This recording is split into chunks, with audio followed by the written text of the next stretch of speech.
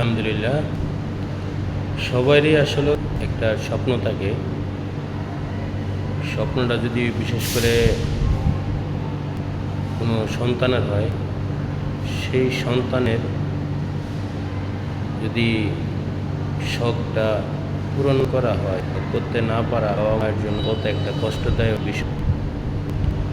সেটা আসলে এই অবস্থায় যে পড়েছে সেই বুঝতে পারবে যে আসলে সন্তানের আবদার পূরণ করতে যে বাবা মায়েদের মনে অনেক সময় অনেক কষ্ট হয়, আসলে অনেক হৃদয় বিদারক। আর যখন ছেলে মেয়ে অনেক সুখে থাকে, আসলে সেটা অনেক বাবা মায়ের মনের ভিতরে অনেক একটা আনন্দের বিষয়।